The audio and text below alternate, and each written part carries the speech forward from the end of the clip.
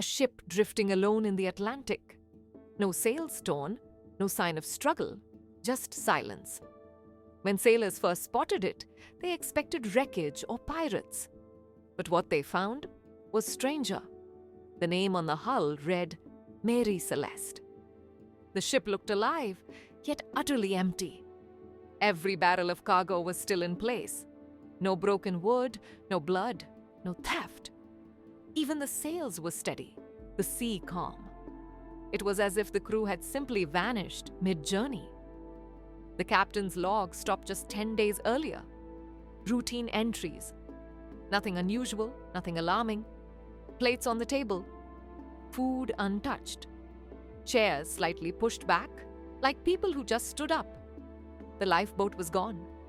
No distress signal, no farewell note. Cabins were tidy. Personal belongings untouched. Watches, clothes, even toys. To those who found her, it was impossible to explain. They called it a ghost ship. Some said pirates attacked and left no trace, but no valuables were missing.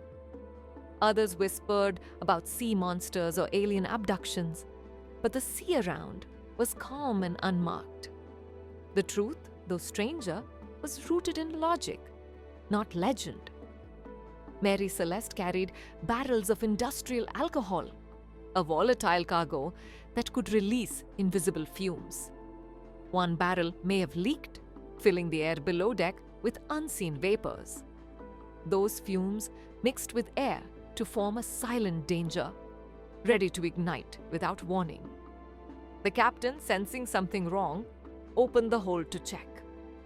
A lantern in his hand. The fumes flared up. Not an explosion, just a blast of heat and noise.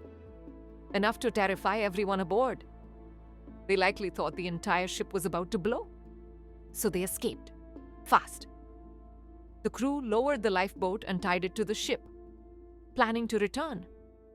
But a sudden wind or wave snapped the rope. The lifeboat drifted away forever. The Mary Celeste, now empty, sailed on silently, her sails catching wind with no one to guide her. When found, her deck was dry. No sign of fire, no damage, just mystery. For decades, people wrote ghost stories about her, but science eventually traced the truth. In experiments, scientists recreated similar conditions, and alcohol fumes did exactly the same thing. The barrels expand under heat, leaking gas that hisses and pops. Terrifying, but harmless once vented. The noise alone could make any captain think the ship was doomed. The crew fled, expecting the ship to explode. But it never did.